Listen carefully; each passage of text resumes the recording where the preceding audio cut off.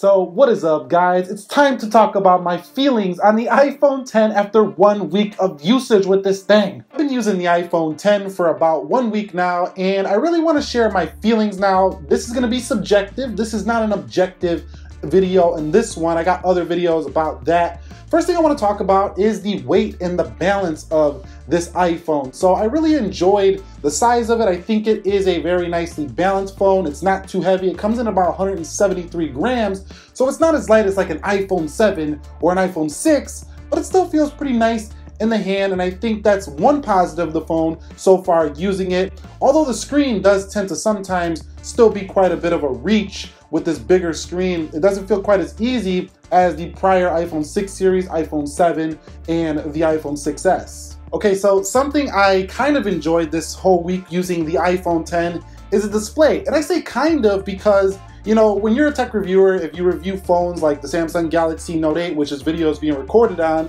or like the Galaxy S8, for example, this display makes you think, is it better? Is it not better? Well, Apple tuned this Samsung display for accuracy, and I find it to be, you know, a really good display. It's not groundbreaking in my opinion because of what I've already seen, and I know a lot of people are gonna say the reviews, the articles, oh, it's tuned for the best. You know, the tech is amazing this year, and it really comes down to your personal preference. What do you like better? A punchier display?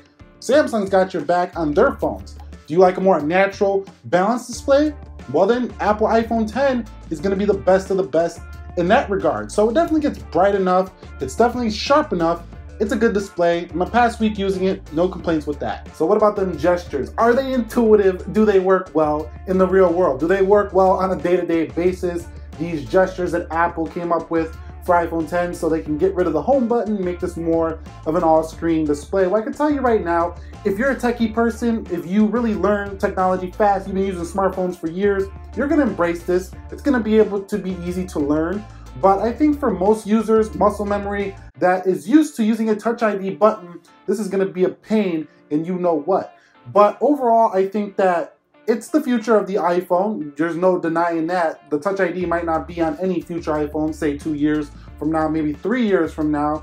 And I think that right now, it's not as fast as Touch ID. It's not as quick as the older iPhone experience when it comes to just operating it. But at the same time, it is what it is. We gotta get used to it. Personally, I think it's a little bit annoying right now, and I don't think it's as efficient as a home button. Face ID, how does it do in the real world? How has this been doing for me 1 week? What are my feelings on this thing? It doesn't work all the time, but it does work. It's one of the better face recognition software I've ever seen, and combined with the hardware, the true depth sensor, I've ever seen on any smartphone. So I think it's the best when it comes to face recognition on a smartphone. However, it's not perfect, and I don't like the fact that Apple doesn't have a second way to unlock the display without putting in a passcode. Passcode is old school. We got fingerprints now. We can also do things such as iris scanning. They only gave us face unlock, which is trying to analyze your face. So if the phone is like this on an angle, it can't be seen. You know, when you pull your phone out of your pocket, you have to look at it. You know, sometimes you pull your phone out of your pocket, you're already touching Touch ID and you're already in. It slows you down a little bit. So the Face ID overall is a great feature to have, but I think Apple kind of took a step back by removing a fingerprint scanner. It could have been placed on the back here somewhere. Maybe it would have been really cool if it was even embedded right into the Apple logo.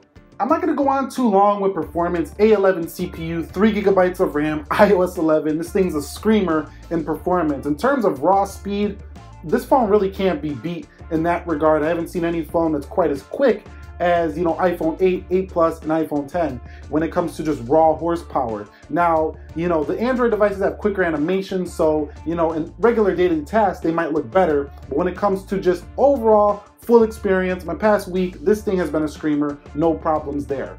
Battery life, on the other hand, I'm sad to say this, but it's pretty average. I mean, what I mean by average is it gets through the day, but not much more. Most smartphones can do that these days. And a matter of fact, a lot of cheaper phones, because they don't run these kind of resolutions, they don't have this kind of power, those phones actually might get better battery life than iPhone 10. So iPhone 10 does not overly excite when it comes to battery life, but it does get you through a day, so there's nothing to really knock here with the phone. So how do I feel about the video camera, the camera on the iPhone 10?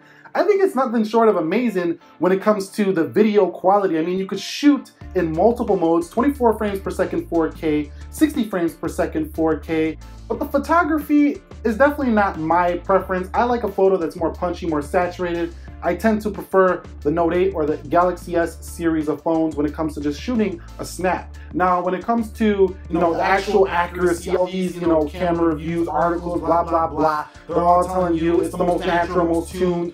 But let's be real here. Personal preference matters too. Not just what a technical sheet says or what some article says based on somebody trying to, tell you that a camera is the best because it has this RGB and this pixel and that pixel. Look at it for yourself and go ahead and determine which one is better for you. Personally, I don't really dig the photos on here, but I do dig the video more than any other smartphone. So what are my overall feelings on the iPhone 10 using this thing for a week? I think Apple nailed it when it comes to hardware. Once again, the stainless steel borders feel really good. I think that they kind of missed it on the camera. I don't really like this camera hump.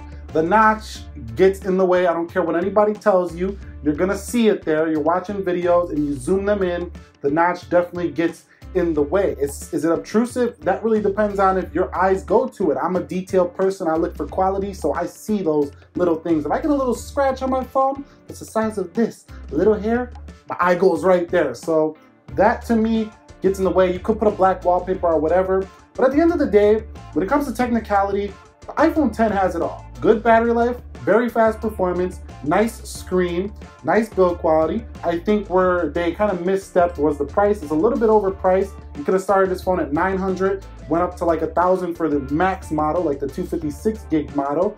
And that would have been the sweet spot, I think, for what you're getting here. And I think that this phone is pretty not durable when it comes to dropping it. So you definitely need a case for this bad boy. I've definitely been rocking a case all week. And would I buy this thing again? Probably, yeah, because I think this is the future of Apple. When you buy this, you're buying into the vision of Apple's future. Right now, I don't think it's a complete experience at this point, and it's definitely not gonna be my daily driver. The last thing I think that Apple did miss out on was the overall experience. I just think that right now, if you buy an iPhone 8 and 8 Plus, that's the more complete, refined Apple experience on a phone right now. If you wait one more year when they bring out a Plus version, I think this phone's gonna get better over time, but as it stands right now, it's not the best of the best if you ask me. When it comes to the way iOS operates on here, apps don't even fit most of the screen, and developers still gotta get on board with this smartphone. Anyway, those are my thoughts, my feelings on the iPhone 10 after 1 week. Have you used it? Have you picked it up? What are your thoughts? Go ahead and drop them down below in the comment section of this video. If you found this video helpful, enjoyable, hit that thumbs up for me. If you're new here, consider subscribing for more. Also, I got the www.nickackermanchannel.com website now available. I will catch you all in the next one. Be sure to be well, and peace.